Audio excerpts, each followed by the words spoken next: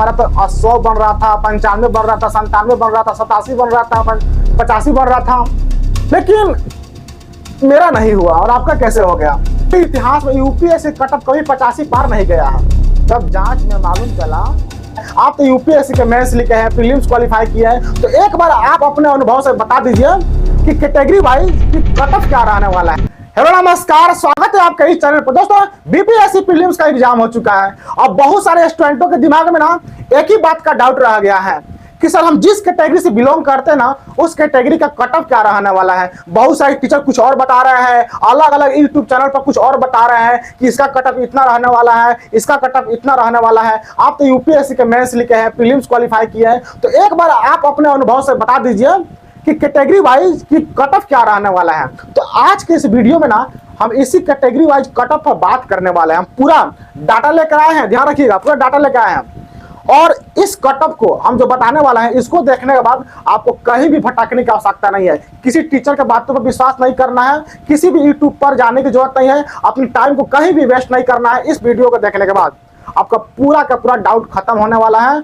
और यदि आप इस कटअप से पार कर रहे हैं ना, तो आसानी से मेंस की तैयारी कैसे करनी है उसको भी हम बता देंगे किसी और वीडियो में।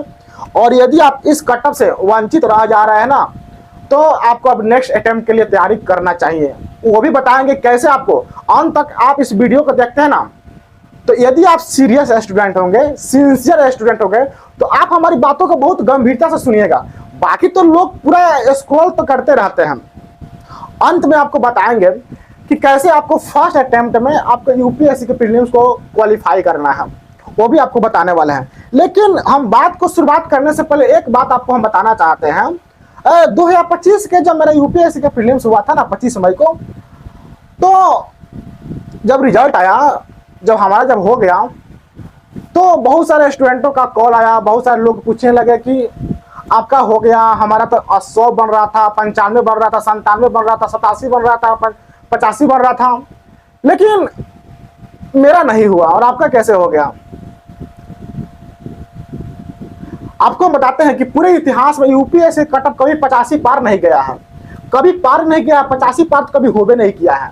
और 2025 का जो यूपीएससी पेपर था ना, वह हाई लेवल था। बहुत सारे लोग कहते हैं कि easy to moderate, moderate to high, सब क्या होता है, ये सब हमको जानते ही नहीं है।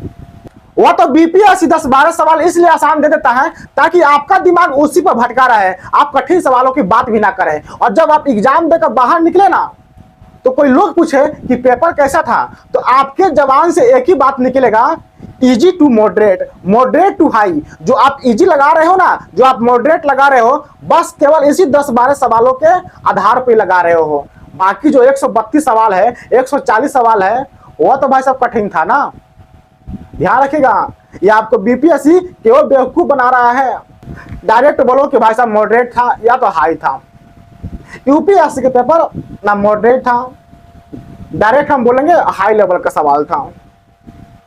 आज जब कोई भी स्टेट पीसीएस का एग्जाम हो या यूपीएससी का एग्जाम हो, यदि पेपर कठिन होता है ना, तो उसका कटअप नीचे जाता है। और जब पेपर इजी होता है ना, तो कटअप हाई जाता है। 2025 का पेपर पूरे इतिहास का, 2023 का पेपर को छोड़ दे तो पूरे इतिहास का सबसे कठिन पेपर था, फिर भी उसका कटअप 100 कैसे पार चला गया। बहुत सारे लोग 100 तो पार कर रहे थे, 103 किसी का नंबर आ रहा था, किसी का 97-98 आने के बावजूद भी उनको प्रीलिम्स में क्वालिफाई कर दिया गया। तब जांच में मालूम चला कि भाई साहब गुजरात में केवल भाई लोग तो लगातार से पास हुए हैं, केवल एक ही नाम के व्यक्ति तो लगभग 20 से 30 बच्चे पास हो गए हैं। तो कहने का मेरा मतलब यह है कि अभी जो बीपीएससी का आप एग्जाम दिए हैं ना, तो आप एक्सपेक्ट यह मत कीजिए कि कटअप इतना रहने वाला है, कटअप इतना रहने वाला है, कटअप इतना रहने वाला है। ये कहीं भी धांधली हो सकता है। लेकिन फिर भी आपके अंदर जिज्ञासा है कि सर आप कैटेगरी वाइज बता दीजिए, तो इस जो भी हम आपको बताने वाले हैं ना, उसी पर आप ट्रस्ट कीजिएगा। बाकी बीपीएससी पर छोड़ दीजिएगा, आयोग का छोड़ दीजिएगा। बाकी आगे कौन सा गुल खिलाने वाला है, कौन सा कांड करने वाला है, वो बीपीएससी जानता है। जैसे यूपीएससी ने खेला 103 नंबर लाने वाले बच्चों को फेल कर दिया प्रीलिम्स में यूपीएससी में। ये बहुत गंभीर मामला है। तो सबसे पहले हम देखते हैं ना कि देखो इसके पहले लगभग की कट ऑफ लगभग 80-85 के आसपास था। अब के बाद जो कट ऑफ रहने वाला जनरल का, अधिकांशता को देखा जाए पुरुष का, मेल का देखा जाए तो जनरल कैटेगरी का जो मेल है उनका कट ऑफ रहने वाला 87 से लेकर 95 के बीच में। लोग कहते हैं कि 85 कट ऑफ रहेगा, 85 रहेगा, 82 रहेगा, 80 रहेगा, ये सब दिमागों से निकाल दीजिए, दिमाग से एकदम निकाल ही दीजिए मेरे भाई। तो जनरल का जो कट ऑफ रहने वाला है वो मेल का बात कर रहे हैं, वो 87 से 95 के बीच के आसपास रहने वाला है। जो फीमेल का रहने वाला है जनरल कैटेगरी का, वो 80 से 85 के बीच में रहने वाला है। बात करते हैं हम लोग ईडब्ल्यूएस का, तो ईडब्ल्यूएस का जो मेल का जो कट ऑफ रहने वाला है ना, वो 80 से 85 के आसपास ही रहने वाला है, और जो फीमेल है उनका कट ऑफ 75 और 80 के आसपास ही रहने वाला है। बात करते हैं एसी और एसटी का, तो इसका जो कट ऑफ है ना वो 75 और 82 के आसपास रहने वाला है मेल का।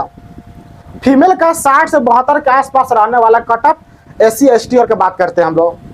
बात करते हैं ओबीसी का, जिसमें हम लोग आते हैं, इसका कट ऑफ रहने वाला है 85 से लगभग 92-93 के आसपास इसका कट ऑफ रहने वाला है ओबीसी का। मेल का बात करते हैं, जो फीमेल है ना उनका कट ऑफ आपको 73 से 80 के आसपास ही फीमेल का कट ऑफ रहने वाला है ओबीसी का।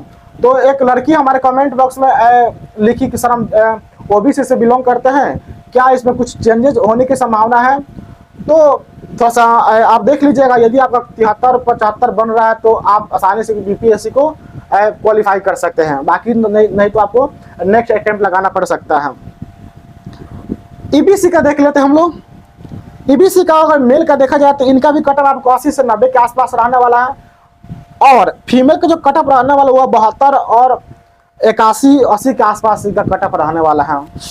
तो आप एक बार इस वीडियो को पॉज कर देख लीजिएगा, जो हम बोल रहे हैं उसको देख लीजिएगा, और उसके हिसाब से यदि आपका कट ऑफ मिल रहा है ना, मतलब कि इसको आप पार कर रहे हैं, तो मतलब कि आपको बहुत बहुत बधाई। नहीं पार कर रहे हैं तो अभी हम आपको बता रहे हैं कि कैसे आपको फर्स्ट अटेम्प्ट में आपको बीपीएससी की प्रीलिम्स को क्वालिफाई करनी है। देखो, जिनका फर्स्ट अटेम्प्ट होता है ना, तो बहुत सारे टीचर कहते हैं, बहुत सारे लोग भी कहते हैं कि जब आप बीपीएससी की तैयारी करो या यूपीएससी की तैयारी करो तो प्रीलिम्स, मेंस और इंटरव्यू, ये तीनों की तैयारी एक साथ होनी चाहिए। जो टीचर यह बात बोलते हैं ना, उनको अच्छा टीचर नहीं मानते हैं, मतलब केवल पैसा लूटने के लिए होते हैं, उनके पास कोई अनुभव नहीं है। हम आपको अपना अनुभव शेयर करते हैं। पहला अटेम्प्ट मेरे भाई, पहला अटेम्प्ट केवल प्रीलिम्स का तैयारी किया जाता है, केवल प्रीलिम्स का तैयारी करो।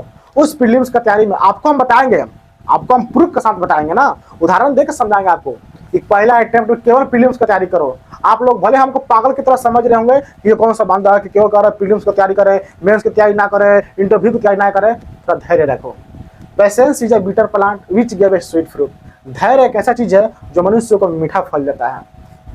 पहला अटेम्प्ट में केवल प्रीलिम्स का तैयारी करो। उस समय केवल करंट अफेयर पर फोकस करो, फैक्चुअल सवाल पर फोकस करो, टेस्ट सीरीज खूब लगाओ, कॉन्सेप्ट खूब याद करो।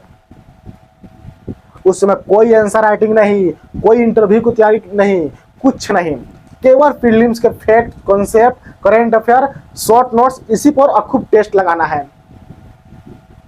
सर इतना तैयारी करेंगे तो प्रीलिम्स तो क्वालिफाई हो जाएगा, लेकिन मेंस में बैठेंगे तो वो तो हमको छाट देगा ना, एकदम छाट देगा। लेकिन जब हमने मेंस का तैयारी किया ही नहीं है तो प्रीलिम्स में तो जाहिर सी बात है कि फेल हो ही जाएंगे।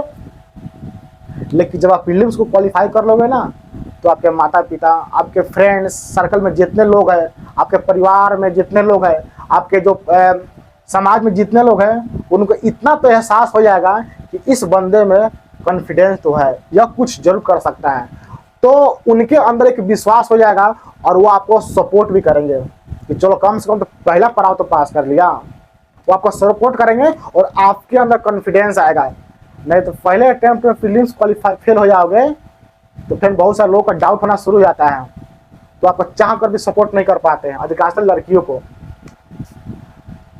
और दूसरा अटेम्प्ट में आप केवल उमज का 10 महीना केवल मेंस लिखो, क्योंकि मेंस में लिखने के लिए आपको कॉन्सेप्ट भी चाहिए और फैक्ट्स को भी लिखना पड़ता है। नहीं खाली आपको कॉन्सेप्ट याद करके चलेगा, नहीं, फैक्ट्स को भी मेंस में लिखना पड़ता है। तो आप प्रीलिम्स में जो फैक्ट्स याद किए थे ना, उसको भी आप मेंस में आपको बहुत हेल्प करता है। ये जब मेरा एक्सपीरियंस, बाकी सब लोग अलग अलग एक्सपीरियंस होता है। तो मेंस जब आप तैयारी करो तो 10 महीने केवल मेंस लिखना दूसरा अटेम्प्ट में, लोग आपको सपोर्ट करेंगे, जरूर करेंगे। और दूसरा अटेम्प्ट में आप फैक्ट्स तो आपको पहले हो चुका है, आप शॉर्ट नोट्स भी बना चुके हो, उसमें केवल कॉन्सेप्ट के साथ अपने उसी में करंट में आपको जोड़ जोड़ कर नोट्स बनाना है और मेंस की आंसर राइटिंग करनी है। बाकी उसमें जब प्रीलिम्स का एग्जाम होगा तो आप 1 महीने केवल प्रीलिम्स का अपने नोट्स उठा कर देख लो, आपका काम हो जाएगा। आप आसानी से प्रीलिम्स को मेंस को क्वालिफाई कर लोगे, कोई डरने की जरूरत नहीं है। आप इस बात को बैठा कर रखो अपने दिमाग में, 100% प्रूफ्ड है, प्रूफ्ड है, ठीक है। तो थोड़ा सा इस बातों पर थोड़ा सा गंभीरता को लीजिएगा और इस पर अमल कीजिएगा। बाकी तो पढ़ाने के लिए पूरी दुनिया पढ़ा रही है, लोग पढ़ रहे हैं, हमको सटीक पढ़ना है, अच्छा पढ़ना है। बाकी हम तो कहते नहीं इस चैनल को सब्सक्राइब करने के लिए, सब्सक्राइब कर सकते हैं तो बहुत अच्छी बात है। बहुत बहुत धन्यवाद।